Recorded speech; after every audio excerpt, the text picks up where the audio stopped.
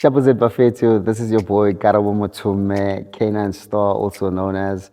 I'm a radio DJ, I'm a TV personality, I'm a YouTuber, I'm a podcaster, I'm a rugby coach. Oh my goodness, I do so many things, but that's just who I am, man. Listen, um, shout out to Black Spot Media for inviting me.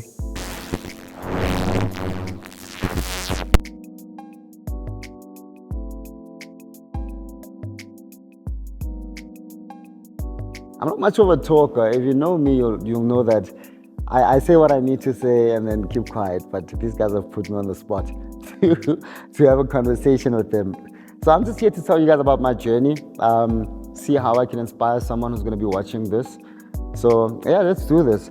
So I started DJing in the year 2007. Learned how to DJ during that year, and I started gigging in 2008. Later on in 2008, I went to study in Bloom, and of course, just like all DJs, hey, I didn't bring home the qualification. I didn't bring home the qualification, but I believe there was a reason why I had to go through that. I met a lot of dope guys. That taught me the industry, that taught me how to do certain things. And then in 2010, I moved to Joburg. That's when I met your guys like your Shimza. That time they were not popping yet. Your Shimza. There's a guy from Mpumalanga by the name of Azi. Yeah. He connected me, that's when I started playing your Capello Gandhi Square.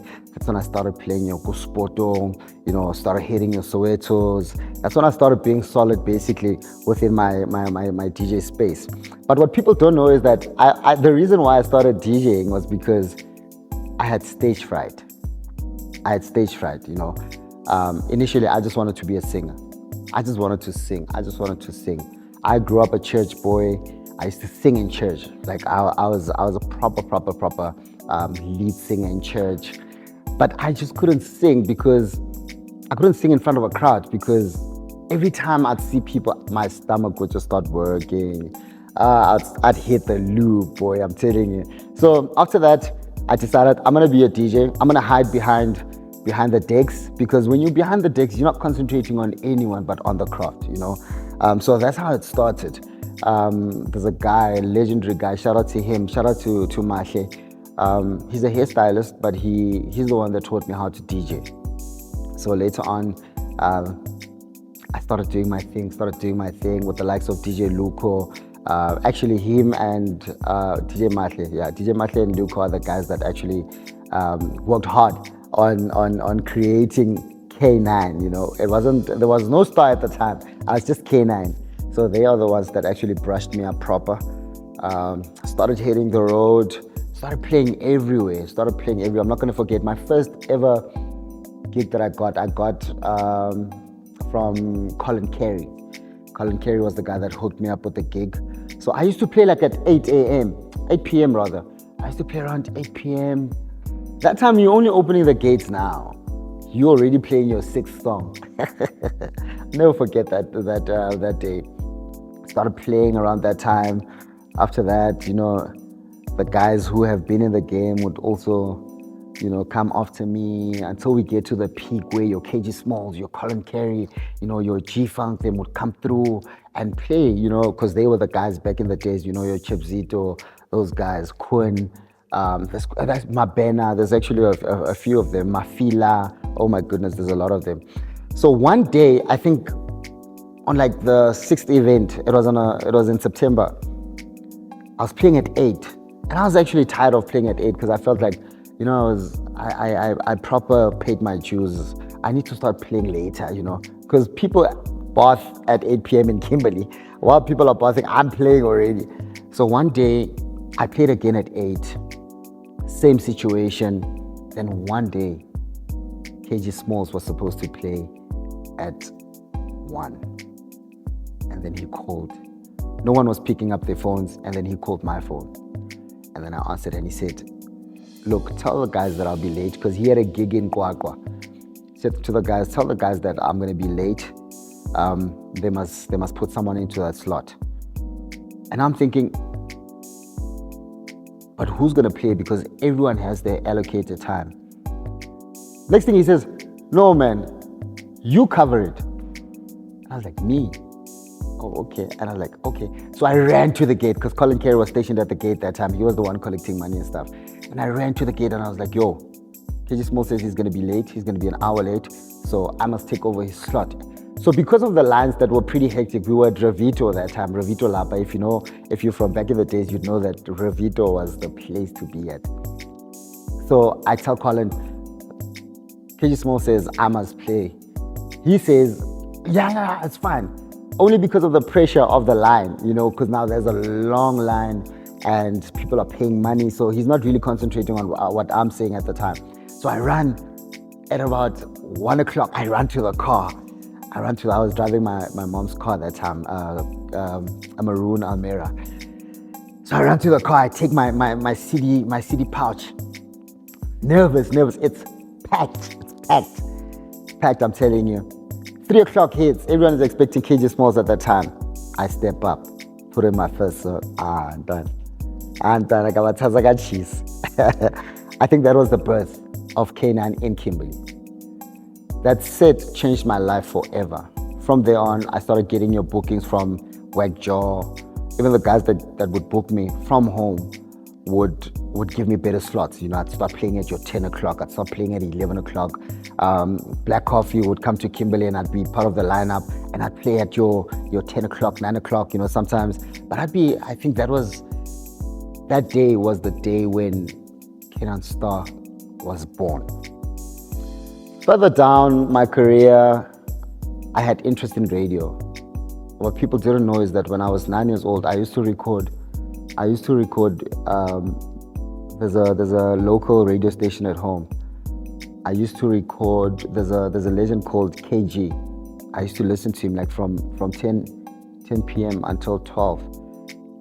I used to record everything that he would say, and I would just do the same thing. And I got used to it. And I realized that, I think I really want to do this radio thing. So I was a DJ, and I knew that one day, just one day, I'd be a radio personality because I knew I had it in me to be a radio personality. So I started bothering the guys. There's this other Grootman, his name is Buddha Winston. Yeah, they used to call him Windsor. So I'd go to, he was a station manager at the local radio station at the time. I'd go to him, pester him. And he was also a groovist. So every time I go out, he would also be at the same spot. So I'd always pester him until he said, you know what, pull through sometime. Here's this guy. I'll pay you with this guy. You guys would do the graveyard slot. So that's when I'd do the graveyard slot with this other guy called Lucky. But it wouldn't really make sense for me because he used to do his things in Tswana and I prefer doing my things in English, So there was a bit of an imbalance there. But I was just happy to be on set, So I did my radio things. Later on, I was like, nah, I think I'm gonna bow out. I'm gonna call one of the presenters and ask him to join his slot because he used to do his things in English. So I called Malik Kau, legend in the radio space. So spoke to him. He was like, yeah, you know what? As a matter of fact, let me train you. So that's when he formally trained me to do radio. Like he hooked me up. He taught me everything, production. You can never teach someone how to speak. So production was the best thing. So he was like, you know what? There's a lot of guys that want to be in front of the camera but don't want to be behind the camera. And behind the camera is actually where the money is. I was like, I think that's a good idea. So he taught me the production side of things. But I still knew that, no, man, I really want to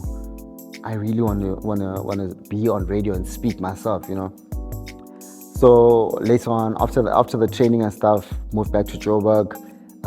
Managed to get a slot on one of the community radio stations that side, So for me it was great because I would DJ on my own show and speak. So that was like something completely different. So I would do everything that I learned from Mr. Gao, and everything just went smooth. Later on, I think, how old was I at the time? I think I was about 25, 23, 24, 25, somewhere there. And then later on, I just continued with DJing there because then the name was very big. you know. And then I put a pause to radio because I felt, you know what, there's a lot of gatekeeping in the space, in the radio space. So I was like, I think I'm over the whole radio thing. I want to do some rapping. This actually started as a joke, and I said to myself, you know what, I think I want to rap. I want to rap. The funny thing is that where we are here today is where I recorded my demo. There used to be a studio back in the days here, and my mom paid $800 for me to record my demo. And this is when I was still, I think I was 15 at the time. So what people don't know is that I already started rapping when I was 15 already, but it was more of a kwaito kind of vibe, you know. So my friends and I, may soul rest in peace, Emmanuel Boboko, him, myself, and Bakang Mushosha. So we used to have like a group, and you know, I was cheaper in the group, and Emmanuel was Brown Dash, because he actually looked like Brown Dash, so we used to call him Dash. So he was Brown Dash, and I don't know who Bakang was, I just can't remember, but he was also part of us then. So we used to do that when we were like 15 already. So after putting a pause to radio and I started rapping, people were like, what are you doing now? But what they didn't know is that I already used to write music when I was like 10. I used to write music already because I had a great singing voice. I can still sing now. I had a great singing voice. So I used to write music and sing for myself. So I decided I'm gonna start rapping. So I started rapping. So we created a young beef between myself and Crossword. But Crossword and I actually grew up together in the burbs, you know. That's where we all come from. I think they were in Monument Heights, and I was in Riviera at the time. So we used to move from Riviera, go to Monument Heights, play soccer there, you know. So we'd all gel. Saturdays, they'd have parties, invite us over, you know, so it was that kind of a thing. So he was the thing back then, you know, he was the guy back then. And when I came through with heavy heat. You know, and I could see his Facebook statuses. You know, always used to shade, like subtly so. We used to shade at each other, but because we were boys, you know, we got to a point where we were like, you know what, whatever this is, we're not gonna do this. Let's focus on the music, you know. And he was big. He was a big act at the time. He was also stationed in Joburg. So we worked together on a few projects. So I started booming. In the hood, if you're gonna ask about a rapper, if you're not gonna say Tim and Cool, definitely you're gonna say K9STAR. At the time, you know, there were other guys who were good, but we were dominating. Well, let me say I was dominating the scene at the time, you know. And I was doing your big shows. I was doing political party shows. I was doing everything, you know. If there's one thing about me, marketing is my strength. So I knew how to go about doing that, you know. And I'm a gimmick person. If I want something out there, I know exactly what to do to get it out there. Later on, hey, this is actually very funny. After that, then everything just started depreciating. Everything just started depreciating. And then boom. Someone said to me, I have a calling. I have a calling.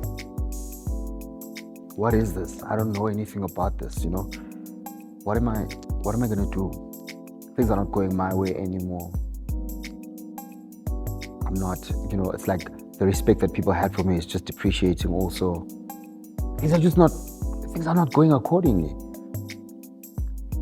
Then someone said to me, hey boy, you have to go to Asa. Asa, what is this? I mean, I grew up in a Christian home. I don't know what these things are, you know. And I sat down with my parents. I said to them, you know what, apparently I need to do this thing. I don't know what it is. We don't do these things at home, but please allow me to do it so that I get it over and done with. If I fail, you know, if there's one thing about my mother, that woman is probably the greatest woman ever. She said to me, you're about to do something that we have absolutely no idea about. But listen, if you go there and you fail, just come home. And I'm stressed out because I'm a superstar. I'm a big deal. Like, what am I gonna do? I don't see myself doing anything other than music, you know. And then I had to go. Went to Joburg and found out about this trusting thing, what. And then a friend of mine calls me, like, yo, please come to Joburg permanently and work with me. So I went to Joburg, worked with him. Now I'm trying to forget about this whole trusting thing. Now I'm starting getting calls again, like the manager of K9STAR Invest will call me like, yo, Tilly, his name is Tilly, call me like, yo, we saw what you did the other day, my boy. Come through, please open up for K9STAR in Pretoria. I think the place was 012 Central. I go there, open up for K9STAR. You know, the greatest feeling is, well, this is what we call it, killing a crowd that don't even know you, you know. And I was like, I'm not doing this TASA thing. And then I started touring. I went on tour with, I don't want to mention these guys, but one of them is your Tebe, the legendary Tebe. I used to tour with them, you know, the neck breaker. The other guys that I'm not going to mention, you know, because some things are sensitive. But anyway, we started working, you know. But the funny thing is that every time I had to clinch a deal with someone, a stupid thing would happen, you know. I remember we were on our way from Porch, myself and Zeno, we were on our way from Porch, driving back to Joburg. It was a Monday, and the Tuesday I had to record with K9STAR. And on our way, we call K9STAR, like, yo, are we set for tomorrow? And he says to me, well, he says to Zeno, hey, Grootman, as I'm speaking to you, I'm about to board my flight. So I was actually irritated that every time I had to feature like a big superstar, interruptions would happen. So I was kind of sick about it. So I was like, you know what if this TASA thing is the reason why my things are not coming together, you know? So I said to the guys, you know what, I think I'm gonna put a pause to this whole thing. Let me finish my TASA thing, you know? I went back to the lady that was supposed to be my guide, went back to her and I said, yo, let's do this, because honestly my life is waiting for me. I don't want to screw this up anymore. Let's do this thing. So we started. So I was away for 8 months. No, 8 months. So when COVID started, I was starting the journey as well, you know, and I did what I had to do, I came out the first week of, no, it didn't come out. I graduated the first week of August, but then there's certain things that needs to transpire before you go home. So I had to sit there for like 10 days, of which I said 12 days. So after that, I went out a day before my birthday, which was super dope because I got to celebrate my birthday with my people. After that, I continued, I tossed out, I did whatever. But it was so weird because now everyone detached from me. Everyone was scared of me. I don't know, was it because these people are full of sins or what? But everyone just thought that, oh, now you're going to see our things, you know, spiritual things and stuff. So I was so relaxed. I was like, you know what? I only went there because it was said that when I'm done with this whole thing, I will blow up. So later, I practiced though. People will come to me for consultation, stuff like that. But then I realized, you know what, this is actually not me. That's how I felt personally, you know. I was like, this is not me. But I continued doing everything that I had to do respectfully, so, you know, didn't stop until one day I woke up and I dreamed of myself taking off the beads, because I had like a lot of beads on my hands, on my legs. You know, I dreamed of myself taking off beads and I took them off, you know. Didn't know why, but I took them off. But funny enough, after doing that, it felt like I had taken off something so heavy off of my shoulders, you know. And since then, I said to myself, you know, I'm not gonna, because I felt like I was drawing certain energies towards me that I wasn't comfortable with, you know. And since I took off my beads, I felt, okay, the attention has shifted now, you know. People are now starting to be comfortable with being around me. So this is probably like a year later. I'm not getting any gigs. Bro, I'm flat broke. Got myself this other girl. girl didn't give up on me, you know. She was like, you know what? Whatever it is that you are doing, I'm here for you, you know. I'm here for you. And we rode. We were Bonnie and Clyde with this thing. I was broke. I had 0 in my bank account, you know. A year later, and my friends are not booking me. People whose bags I had did not have my back at all, you know. But I don't know how I survived. I'm not gonna lie to you guys. So later on, my girl really had my back at the time, you know. She was really my support structure, and my parents, obviously, my siblings, yeah, they were there for me. And then later on, I met a guy by the name of Emmanuel Madua, you know, and my wife said, this guy has a church, let's go to his church. You know, we went to church, and he asked me one question: have you accepted Christ as your Lord and Savior?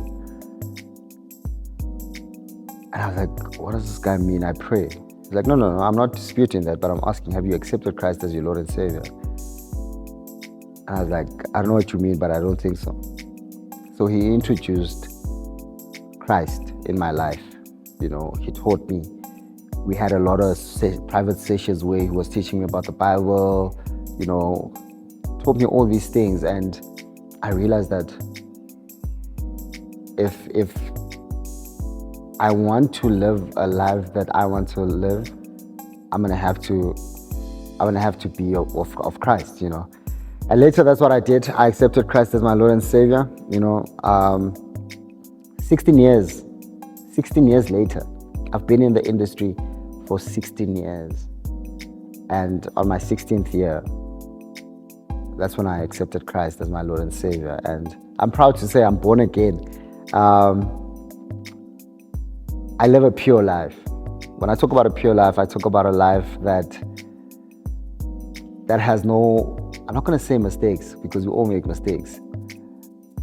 But one thing I guarantee you is that a life where you're going to go around sleeping with a lot of women, you are derailing yourself.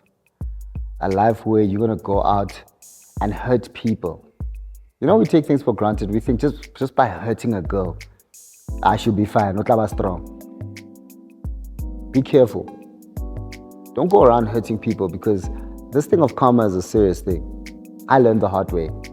But if I can tell you guys stories of what we used to do on tour, I'd shock you guys. I'm not going to do that. But all I'm going to say is alcohol, drugs, girls, all of those things were involved.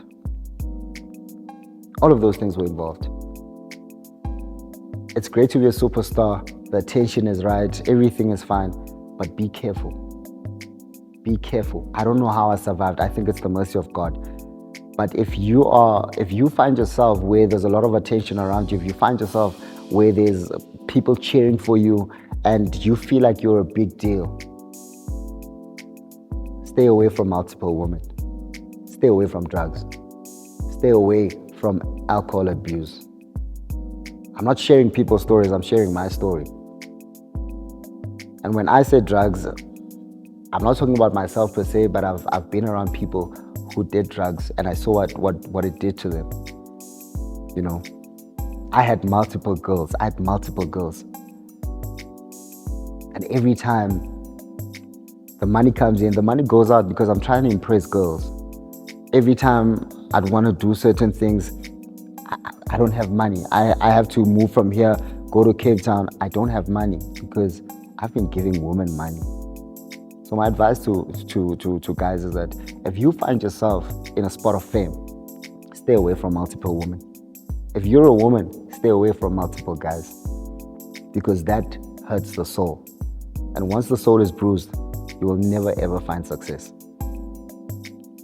Like I said, I'm not sharing anybody's story. I'm sharing my story. I went on tour with the greatest. Like I said, I'm not going to mention some of them names, but I did the most.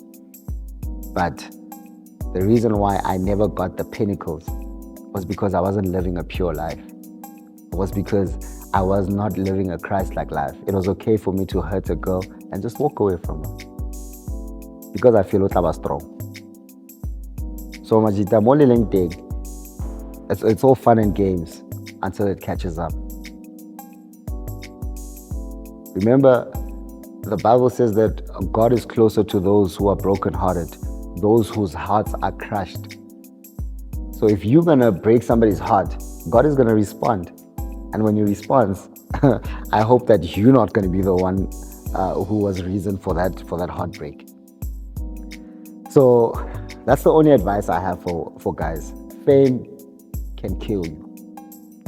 Just be careful how you handle it. Just be careful. Like I said, right now I'm born again. I'm started writing music for a few people. I'm still there's a radio station that gave me an offer. I'm contemplating. I feel like I wanna perfect my life for Christ first, and then, So if you see me with the Bible, don't laugh. It's my journey, and I'm not apologetic about it. I'm born again. You will never. That's why now you will never catch me in a club. If you see me in a club, it's because my favorite artist is there. Yeah, there's nothing wrong with loving music. There's nothing wrong with people they've customized Christianity so much that they want to make us feel guilty for going to a club and listening to our favorite DJ. I mean, have you listened to deep house lyrics? They mostly love songs. Have you listened to instrumentals of Kelvin Momo? Are you saying when Kelvin Momo goes to House 75, I should not go there? No, I'm gonna go. I'm gonna take my wife and I'm gonna go. I'm married. Yes, I'm married. I am very much married. Very much married. That's the life that I'm living now, bro. That's the life that I'm living now because I've learned from my mistakes. So I always say, learn from what I am saying to you. Don't learn from your own mistakes. Live a life of purity. And you'll flourish. You will flourish. I've got friends who died from drug overdose. Currently, I've got a friend who suffers from dick, and I'm trying my best to get him out of there, but I can see that it's gonna take time. But don't give up on people that you love. Don't give up on people that you call family, because I've never had friends. I've always had family. We still used to roll with the same theme. Touch one, touch all. And I've does you one on one. That's what we used to say. So fortunately, one of the family members are down. So don't give up on people that you consider family. Don't give up on and never ever be ashamed of where you come from. That's why I said to you guys on the Monday motivation that, listen, the best thing that you can do for yourself is to be yourself, because that's what you can master. You'll never be able to master somebody else's blueprint. Be yourself. Be yourself. If you are yourself, no one will ever compromise you. You will never ever compromise yourself, because you are who you are, or who you need to be. Always stay true and be yourself. My name is K9STAR, and this is my story. I'm a born-again Christian. When you see me with a Bible, just know that I am for Christ. I'll see you guys on the flip side.